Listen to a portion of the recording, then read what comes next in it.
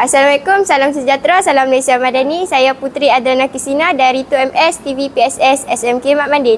Hari ini sekolah kami mengadakan program Galakan Membaca dan Literasi Maklumat. Jom nilam. Jom saksikan.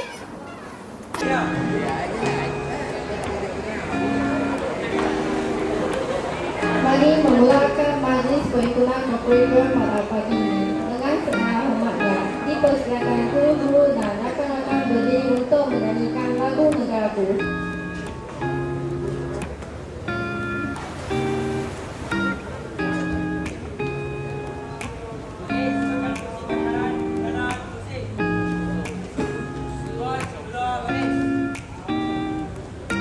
Pengusaha Tuan Haji Azman bin Lod, Ketua SMK Mat Mandin.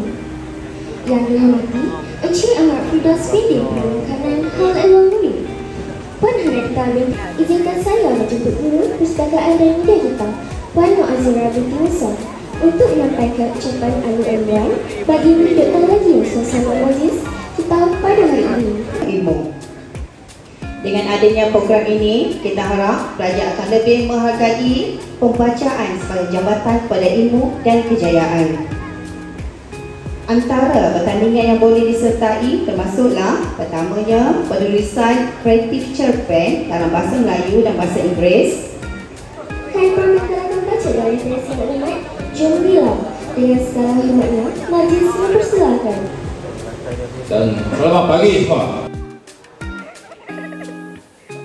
Terdahulu, cikgu ucapkan syabas.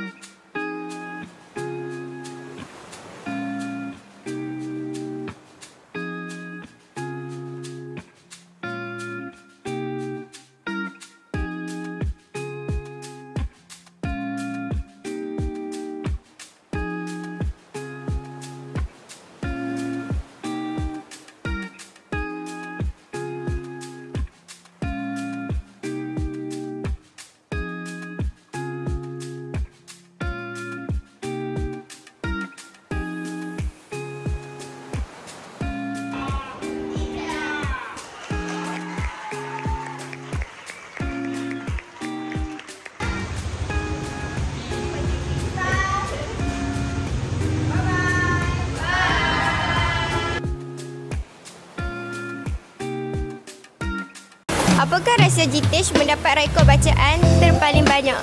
Rahsia saya adalah kena baca hari-hari. Setiap hari kena baca buku dan baca buku seperti novel, cerita pendek, bukan tebal-tebal. Boleh menyiapkan baca buku itu dalam kurang-kurangnya one week. So itu rahsia saja. Terima kasih. Apakah cara-cara membuat murid menggemar membaca?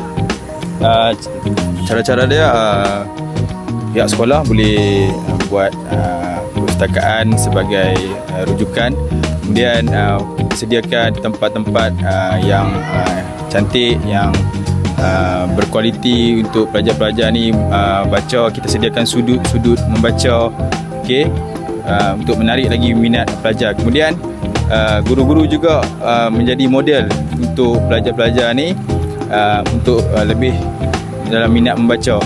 Jadi pihak guru pun sama-sama membaca dengan pelajar dan melatih pelajar untuk sentiasa dalam menarik minat pelajar untuk membaca. Okey, itu saja.